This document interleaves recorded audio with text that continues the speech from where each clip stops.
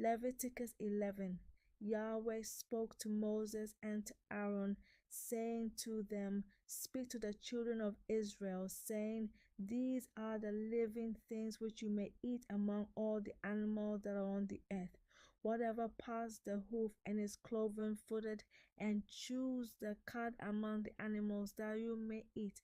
Nevertheless, these you shall not eat of those that chew the cud, or of those who part the hoof. The camel, because he chews the cud but doesn't have a parted hoof, he is unclean to you. The coney, because he chews the cud but doesn't have a parted hoof, he is unclean to you. The hare, because she chews the cud but doesn't part the hoof, she is unclean to you. The pig, because he has a split hoof and is cloven-footed, but doesn't chew the cud, he is unclean to you. Of their flesh you shall not eat, and their carcasses you shall not touch, they are unclean to you. These you may eat of all that are in the waters, whatever has fins and scales in the waters, in the seas and in the rivers, that you may eat. All that don't have fins and scales in the seas, and in the rivers, of all that move in the waters, and of all the living creatures that are in the waters. They are an abomination to you, and you detest them. You shall not eat of their flesh, and you shall detest their carcasses. Whatever has no fins nor scales in the waters, that is an abomination to you. These you shall detest among the birds. They shall not be eaten. They are an abomination. The eagle and the vulture and the black vulture and the red kite, any kind of black kite, any kind of raven, the horned owl, the screech owl and the gull, any kind of hawk, the little owl, the cormorant, the great owl, the white owl, the desert owl, the osprey, the stork, any kind of heron, the hoopoe, and the bat. All flying insects that walk on all fours are an abomination to you. Yet you may eat these, of all winged creeping things that go on all fours, which have legs above their feet, with which to hop on the earth.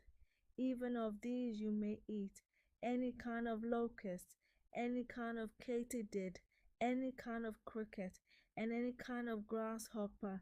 But all winged creeping things which have 4 feet are an abomination to you. By these you will become unclean. Whoever touches the carcass of them shall be unclean until the evening. Whoever carries any part of their carcass shall wash his clothes and be unclean until the evening.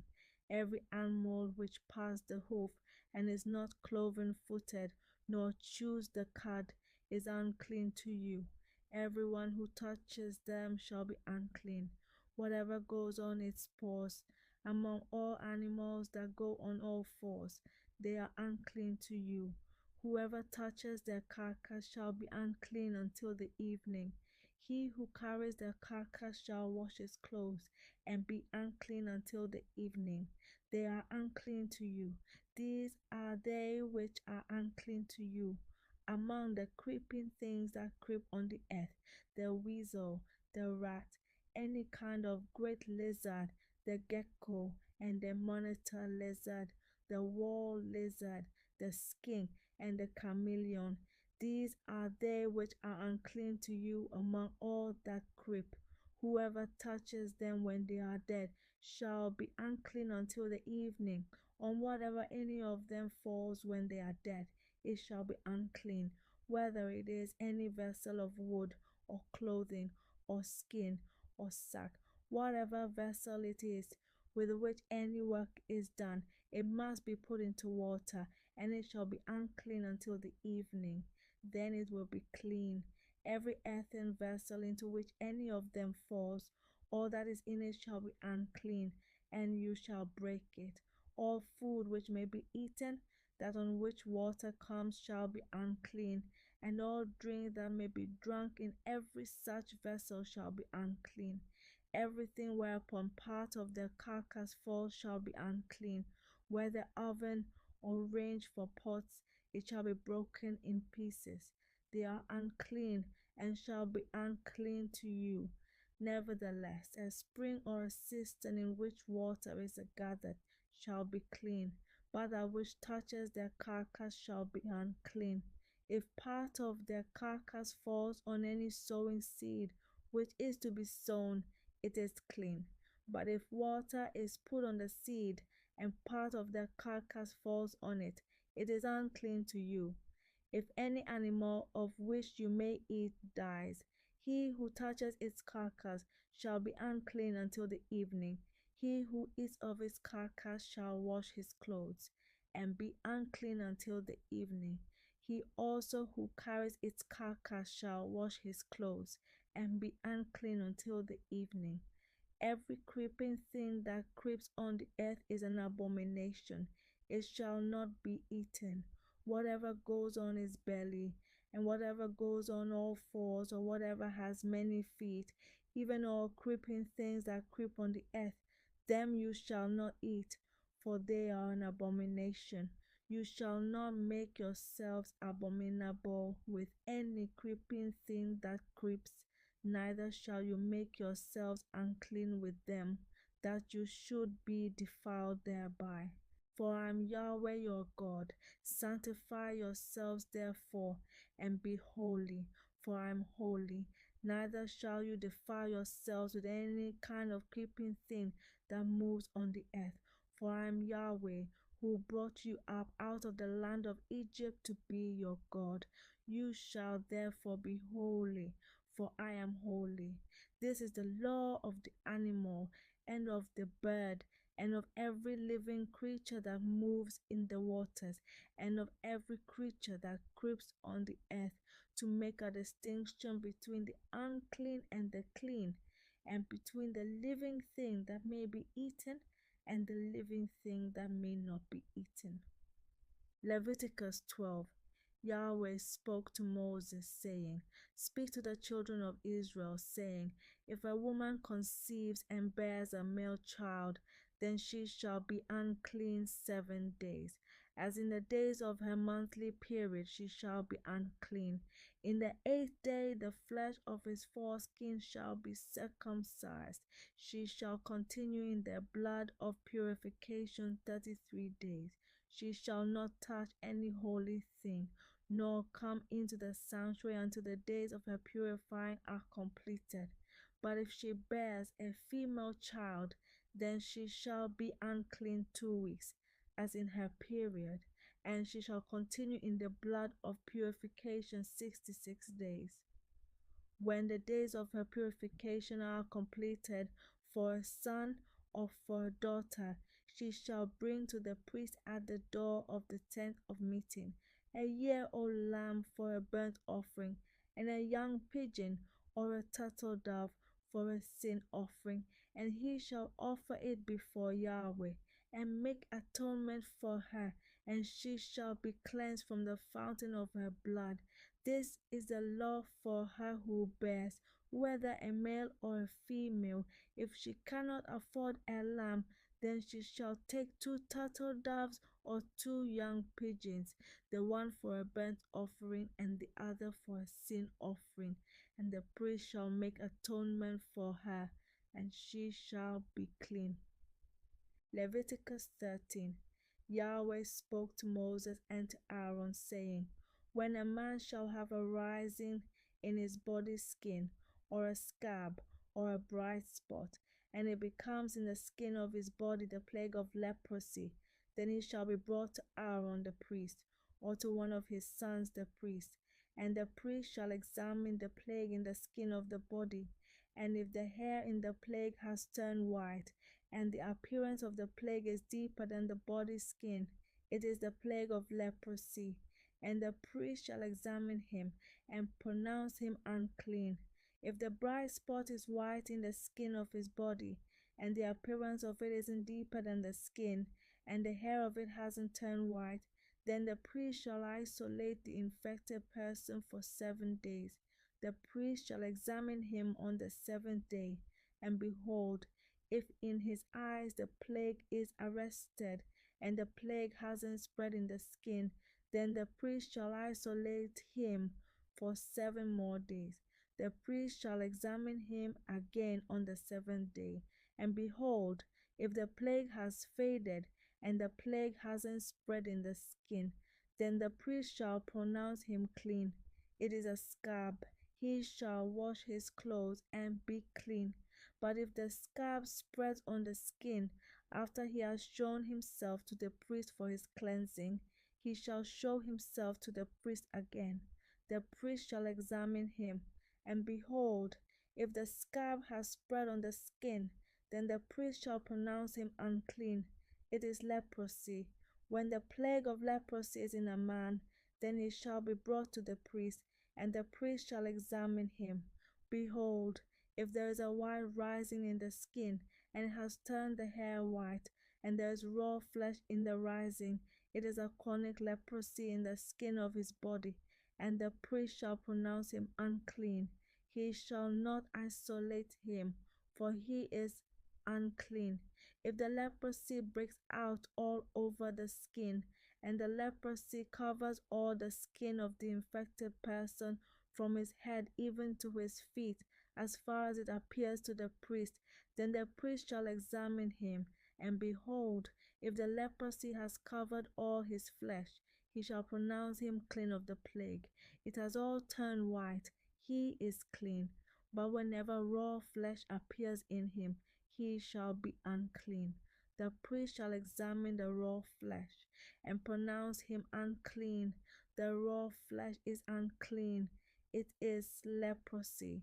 Or if the raw flesh turns again and is changed to white, then he shall come to the priest, and the priest shall examine him. And behold, if the plague has turned white, then the priest shall pronounce him clean of the plague. He is clean. When the body has a boil on its skin, and it has healed, and in the place of the boil there is a white rising, or a bright spot reddish white, then it shall be shown to the priest, and the priest shall examine it. And behold, if the appearance of it is lower than the skin, and the hair of it has turned white, then the priest shall pronounce him unclean. It is a plague of leprosy. It has broken out in the boil. But if the priest examines it, and behold, there are no white hairs in it, and it isn't deeper than the skin, but is dim, then the priest shall isolate him 7 days. If it spreads in the skin, then the priest shall pronounce him unclean. It is a plague. But if the bright spot stays in its place and hasn't spread, it is a scar from the boil, and the priest shall pronounce him clean. Or when the body has a burn from fire on its skin, and the raw flesh of the burn becomes a bright spot, reddish white or white, then the priest shall examine it. And behold, if the hair in the bright spot has turned white, and the appearance of it is deeper than the skin, it is leprosy. It has broken out in the burning, and the priest shall pronounce him unclean. It is a plague of leprosy. But if the priest examines it, and behold, there is no white hair in the bright spot, and it isn't lower than the skin, but is faded, then the priest shall isolate him 7 days. The priest shall examine him on the 7th day. If it has spread in the skin, then the priest shall pronounce him unclean. It is a plague of leprosy. If the bright spot stays in its place and hasn't spread in the skin, but is faded, it is the swelling from the burn, and the priest shall pronounce him clean, for it is a scar from the burn.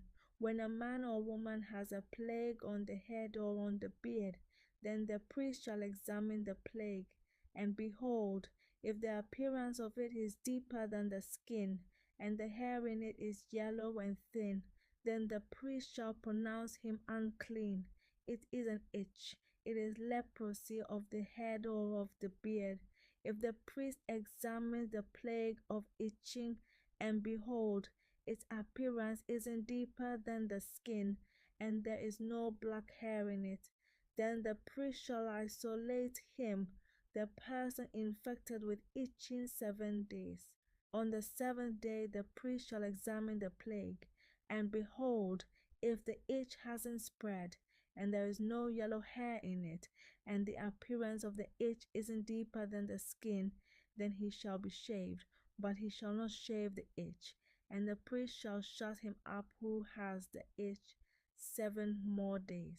On the 7th day the priest shall examine the itch, and behold, if the itch hasn't spread in the skin, and its appearance isn't deeper than the skin, then the priest shall pronounce him clean. He shall wash his clothes and be clean. But if the itch spreads in the skin after his cleansing, then the priest shall examine him. And behold, if the itch has spread in the skin, the priest shall not look for the yellow hair. He is unclean. But if in his eyes the itch is arrested, and black hair has grown in it, the itch is healed, he is clean. The priest shall pronounce him clean. When a man or a woman has bright spots in the skin of the body, even white bright spots, then the priest shall examine them, and behold, if the bright spots on the skin of their body are dull white, it is a harmless rash. It has broken out in the skin. He is clean. If a man's hair has fallen from his head, he is bald. He is clean. If his hair has fallen off from the front part of his head, he is forehead bald. He is clean. But if there is in the bald head or the bald forehead a reddish white plague, it is leprosy breaking out in his bald head or his bald forehead.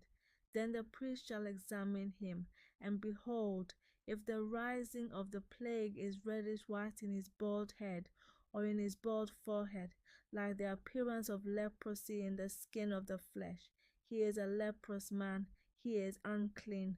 The priest shall surely pronounce him unclean. His plague is on his head. The leper in whom the plague is shall wear torn clothes, and the hair of his head shall hang loose. He shall cover his upper lip, and shall cry, Unclean, unclean. All the days in which the plague is in him, he shall be unclean. He is unclean. He shall dwell alone. Outside of the camp shall be his dwelling.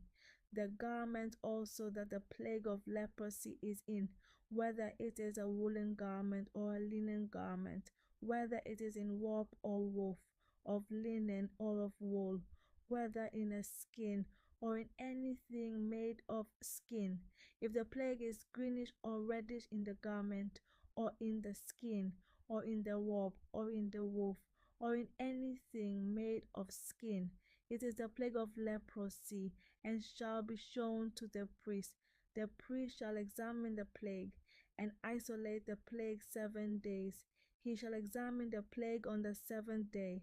If the plague has spread in the garment, either in the warp or in the woof or in the skin, whatever use the skin is used for, the plague is a destructive mildew. It is unclean. He shall burn the garment, whether the warp or the woof, in wool or in linen, or anything of skin, in which the plague is, for it is a destructive mildew. It shall be burned in the fire. If the priest examines it, and behold, the plague hasn't spread in the garment, either in the warp or in the woof, or in anything of skin, then the priest shall command that they wash the thing in which the plague is, and he shall isolate it 7 more days. Then the priest shall examine it after the plague is washed, and behold, if the plague hasn't changed its color, and the plague hasn't spread, it is unclean. You shall burn it in the fire. It is a mildewed spot, whether the bareness is inside or outside. If the priest looks, and behold, the plague has faded after it is washed, then he shall tear it out of the garment, or out of the skin, or out of the warp, or out of the woof. And if it appears again in the garment, either in the warp or in the woof, or in anything of skin, it is spreading. You shall burn with fire that in which the plague is, the garment, either the warp or the woof, or whatever thing of skin it is, which you shall wash. If the plague has departed from them, then it shall be washed the second time, and it will be clean. This is the law of the plague of mildew in a garment of wool or linen, either in the warp or the woof, or in anything of skin, to pronounce it clean, or to pronounce it unclean.